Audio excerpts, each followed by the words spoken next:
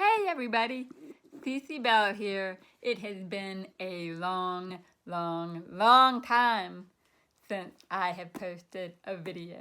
And we are all the way up to chapter 19 of this book, Deafo, which is, woohoo!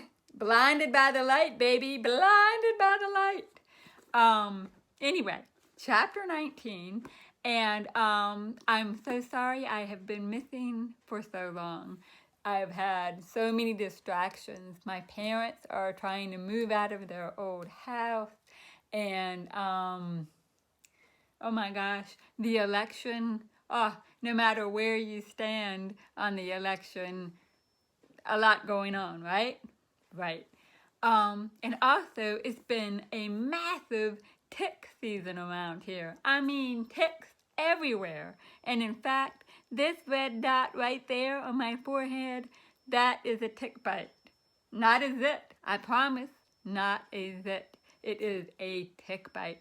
Oh my goodness. They're everywhere. They're little, and they have coated my dogs, and they have coated me, and I am covered in tick bites, and hopefully I won't get some kind of weird tick-borne illness. Then we'll have another delay. When will you ever get to see chapters 20 and 21? Anyway, I'm back now, and now we get to talk about chapter 19 of the book. It's been so long since I talked to you that I had to go back and look at chapter 18 a little bit to remember what had happened. And chapter 18 actually ends when, let's see, right after the presentation where Mike and I are bookends on the stage. And then we have that long conversation in the hallway of G.W. Carver about my phonic ear and microphone and my deafness, and it's a big moment because I'm finally revealing to Mike what I can do. And so it ends with him saying, "How about you come to my house after school today? I want to try something." A very nice invitation, which of course I misinterpret to be a date. I'm going on a date with Mike Miller. So that's where the chapter ends, and chapter 19 begins with a fantasy of, an Deafo fantasy, of me picturing what that date with Mike Miller would look like. So I'm going to read this to you because I always thought this one was pretty funny. "For you, my darling, sweet chocolates. Pour moi." Little bit of French there, right? Gotta put French in there when it's romance.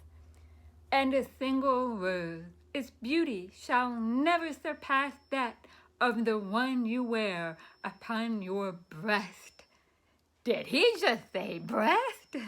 Now kiss me. Mwah! So any chance I have to put a little bit of subversive humor in there, like the word breast, I'm going to do it. And I'm sure my editor, Susan Van Meter, read this part and thought, oh, will we get away with this? But of course, because it's all in good fun. And anyway, now I'm embarrassed. Now I'm blushing, having read that out loud. I'm shocked and appalled at my own past self for putting this in there. Anyway, that fantasy gets not necessarily shattered, but grounded in reality when in the last panel, Mike says, "See you soon, and wear that hearing aid. Bring the microphone too." So that's not what I had in mind, showing up for a date wearing the phonic ear, but this is Mike Miller we're talking about. So of course I'm going to bring the microphone and wear the phonic ear. So on page 204, I head to Mike Miller's house, got my hearing aid on, bringing the microphone, and he tells me that he wants to do an experiment. And he says, I'll wear the microphone and walk downtown. You stay here. I'll talk the whole time and you can listen. Then we'll know just how strong this thing really is. So this experiment, Mike's walk downtown, all of that, this part is true. And I actually have some footage of my earlier conversation with Mike where we talk about this experiment. And mind you, I'm doing all the talking. I'm not talking with him, I'm talking at him. I think I was so excited to be talking to Mike Miller that I just turned into a very rude chatterbox. Nevertheless, I will share it with you here. And then I know, absolutely, in a later chapter, maybe even chapter 19, where you had come up with the idea of, come over, wear your setup, and I'm going to take the microphone and walk downtown with it. And do you remember that at all? I think maybe now that I've read the book a bunch, that it's the memories from the book, not necessarily from back when I was a child. But I don't remember actually walking downtown with it. To be honest with Okay. you. Yeah. Yeah, that's absolutely true. And, I was so smitten that, like, oh, I'll do anything for you. Take the microphone. And I think, and you walked all the way downtown, all the way to Brooksburg. And you spoke the whole way and you described what you were seeing. And the microphone was so strong that, and my hearing was better than when I was a kid. I keep losing a little bit more just because I'm getting older. But the microphone was so strong that I didn't have to lip read the way I do now. And so you would kind of say what you were walking past, like the Salem Baptist Church or the Forbes house and the Barker's house. And then by the time you got to Brooksburg, it got staticky. And so that's when I knew. I think it was like, I'm at Brooksburg. That's pretty far. And yeah, it went a long, long way. So you got very excited about it. And that sort of helped me see the whole thing differently. Like in the book, this isn't so bad, especially if we play with it. Let's play with it. And then I won't feel so isolated or whatever. So I do think that it was lovely, right? I never stopped talking. But anyway, Mike says he did kind of remember it and that the book sort of helped him remember it more and that he did remember the walk downtown. But this page 204, starts setting up the language of the next few pages, which is showing a lot of different audio and visual things happening at once. Like in panel 4, you'll see that you'll see a regular speech balloon with Mike saying, testing, testing, can you hear me? But that's also being amplified by the microphone, and the amplified words are showing up in the yellow speech balloon with the jaggedy red lines. And that's important to get this set up now because it gets pretty confusing by page 205. So on page 205, I settle in and listen while Mike walks downtown. And I'm basically listening to him tell me where he is every step of the way. And I'm actually sitting on this little stoop kind of thing. That's what we called it. We called it Mike Miller's stoop. And it was just a set of stairs that led up to his house, but it was sort of separate from the house. So here is a picture of the stoop. Isn't it beautiful? I love that stoop. And it is still there to this day. The stoop remains. Oh.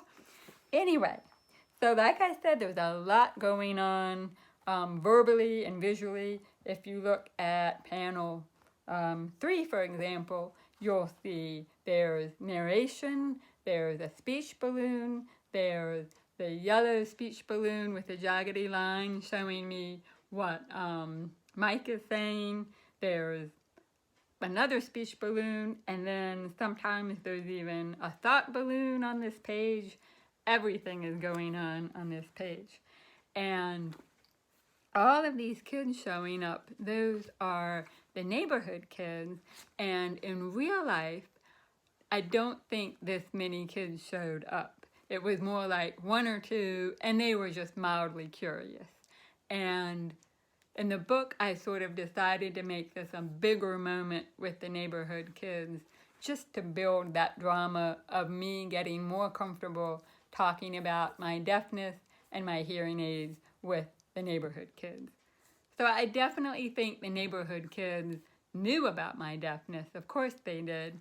But they didn't all know about the phonic ear and how powerful it was because they were in different grades. So it definitely wasn't this many kids who showed up. But then on page 206, the most important neighborhood kid of all shows up, Martha Clayton. And the neighborhood kids try to get her to stay, and even I do in a way, but I'm just hoping that she'll stay and hang out with us. But she doesn't. She says she's got to go to the green market to get stuff for her mom, and she's still very, very shy around me, and I am very, very disappointed that she doesn't stay. But she does talk to me a little bit in this moment, and she also did not throw up. This is a major, major improvement, right? There is no vomit on this page. So like I said, she is headed to the green market, and you might recall from an earlier video that the green market was a little grocery store that was right downtown, which was only 3 blocks from our houses, and you could get everything you needed at the green market, including giant pickles that Martha loved, and the popsicles that I bought and kept in Martha's freezer so my brother and sister wouldn't eat them. What else did we get? Oh, you could take your empty glass Pepsi Cola bottles and get a refund for them if you brought them back. And what else? Oh, and Martha got her grandmother's cigarettes there. Times were different when you could be a kid, show up at the counter of the grocery store and tell the cashier that you're there to pick up your grandmother's cigarettes, and the cashier would give them to you. True story, right? So anyway, I love talking about the green market. It is no longer there, and I can't find pictures of it anywhere. I have looked and looked and looked. It got torn down and is now just a boring old bank building. I miss that place. Oh, and they let you walk around without your shoes on in the summertime.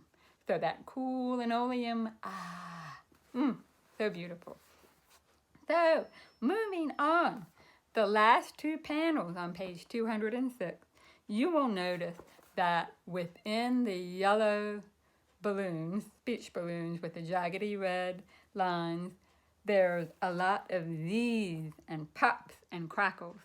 And this is showing that I'm not hearing Mike as well anymore. It's now staticky.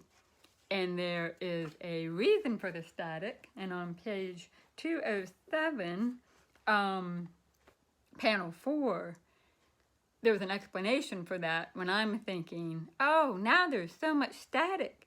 Mike must have gone farther than the microphone can. And that's exactly what happened. As soon as the microphone is out of range, that means just too far for my hearing aids to pick up the signal, then it turns into static, a very unpleasant sound. And in this case, Mike had gone all the way to Brooksburg Pharmacy, which was pretty much next door to the Green Market. He had gone all the way there, and that is a half of a mile away from that stoop. So a long, long way. I think half a mile is a long way for a microphone to still pick up. So there's all that static in those panels. But then, all of a sudden, the static clears just a little bit, and there's another voice. And that voice, as you know, is Martha. Martha Clayton. Boom, boom, boom. So, on page 208, there's a whole conversation that happens between Mike and Martha. So here is an example where I bent the truth quite a bit, at least in terms of the timeline and who was actually having that conversation. So in the book, it's Mike and Martha having this conversation, and I'm overhearing it. In real life, this conversation did not happen between Mike and Martha. In fact, Mike just came back with the microphone by himself, and when he got back, we talked about it. But in the book, it's different. And this conversation really did happen, but it happened between me and Martha when we were adults, when she was explaining how she felt after I hurt my eye. And so I took that conversation that we had when we were adults. I was about 40 when we had that conversation, and turned it into this, because I wanted to heighten the drama of this moment, and I wanted the reader to really understand where Martha was coming from. Why wasn't she talking to me? Why was she throwing up? All those questions are sort of answered in this conversation with Mike. She was worried that when she really felt like the whole eye incident was her fault, and that she had made me, a deaf person, blind, and that was just too much for her. And when she saw those glasses, she really thought those glasses were because of me hurting my eye, but those two things did not go together at all. So anyway, lots of things going on here, lots of reasons why I sort of fudged the truth a little bit. So it's true, but not true. That is the beauty of getting to tell your own story, is you are looking for ways to make it more entertaining. And I think it is more entertaining this way. And it works really well in this moment. And what a great moment at the end of page 208 when Martha looks and realizes that Cece, or rather me, why do I do that? Me, that Martha realizes that I have been listening the whole time. So, she's really freaking out, but she still doesn't throw up. And what a moment. On page 209, I'm going to read it to you. Martha, you silly. Of course I still like you. I heard everything you said. I don't care about my eye. I just want to be friends again. Please, please. And then Mike says, you heard all that? And I say, yes, I did. So I really like this moment because I'm pouring my heart out to Martha in this big emotional moment, and she's just standing there listening and freaking out. And then Mike, in the book, the only thing he is interested in is the technology. So, really funny to me. I mean, I really think this is funny. Just Mike is sort of oblivious to the whole thing, the whole emotional part of this moment. But Martha, unfortunately, on this page does not stay. She runs off, but again, she does not vomit. And she does say a few words to Cece. She says, I'm glad you're not mad, but oh, I don't know what to do. And my mom needs her stuff. I gotta go. So yeah, she runs off. she doesn't throw up. So a minor but major victory, both at the same time. So, on page 210, the final page of this chapter, Mike sort of puts it all together, what the phonic ear can do. And he's very, very excited by that.